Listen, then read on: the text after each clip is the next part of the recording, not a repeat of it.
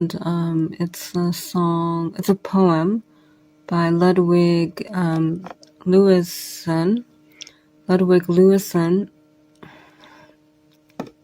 who shares a first name with Beethoven, but that's besides the point.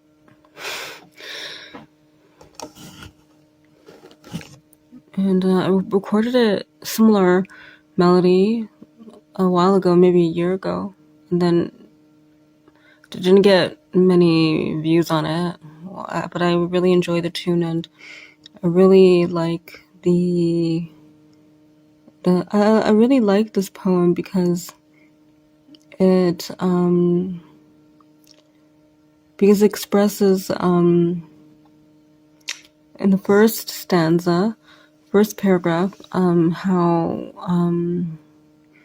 this kind of introversion, because I'm an introvert also, this kind of coziness and personal nature of kind of like an intimacy of just knowing somebody and free from the ego, and reminded me of Emily Dickinson, because at the end it says the one sure sabbath of the heart, which is non-religious, as I am not religious, but I'm spiritual, and I really enjoy reading all kinds of metaphysical books. And actually, you can find me, just go zoom right into the metaphysical, and sometimes metaphysical self-help section of every bookstore I go to. And if I had the money, I think I would buy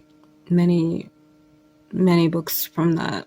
But now that we have Kindle, and there's Kindle Unlimited, it really helps. But I'm verging off.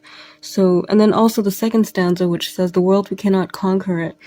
And I'm noticing more and more, not just the recent movement of, in South Korea, women rejecting dating and marriage and kids, and heterosexual women, and rejecting men in that case, which was a shock and not surprising, but still shocking to me. In the so-called world we live in, where women are not really safe, no matter where we are, even in the finest circumstances. And I had a friend in high school, Nicole, and she would say, oh, I'm so happy that I was born in Canada, that I'm in Canada. And I knew what she was saying back then, but it didn't really sink in until I started doing more anthropology in university, and then realizing just how lucky we are to not be in a place, in a war zone, to be in really impoverished circumstances, as in some areas of third world countries, and to be able to, and we're not happy with our circumstances. Like me, I know I have nothing to complain about, but as is, I'm not where I feel I want to be or should be, and that's just, I think that's the plight of some millennials, where we work so hard, and sometimes the fruits of our labor, they don't manifest, or we put in hours and hours of work into things that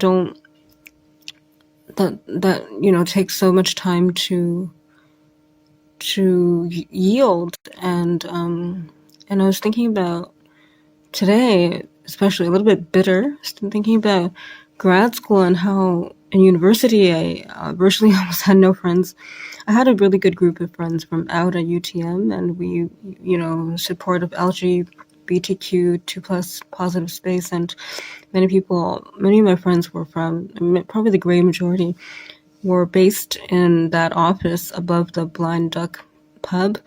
And it was such a great kind of like a placeholder, even though I didn't really, I wasn't always in the office, but it was nice to have a circle of friends to talk to or just to go to sometimes, and then in university where you learn about grassroots, activism, and then human rights and all those hippy-dippy young folk activities that are actually so important and shouldn't only be regarded as such. But okay, and then in the second stanza, so the world we cannot change it, nor change the mind of fools one whit.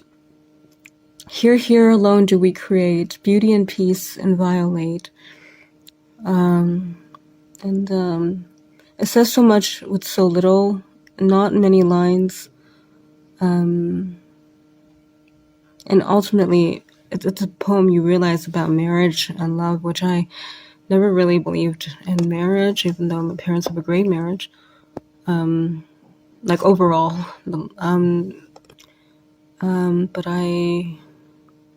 but commitment is something else, and love is ultimate and eternal. And I was just reading a book about mediumship, and then how the one refrain, which was who was it? So I'm going to talk a little bit.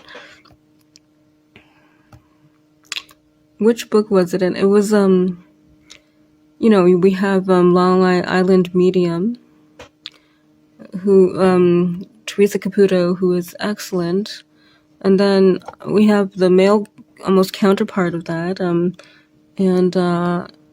his name I just forgot off the top of my head. Matt Fraser, who is really known for just to love eternally. The line of I'm not sure if it's his quote, but just to keep on loving eternally, and how love is eternal, and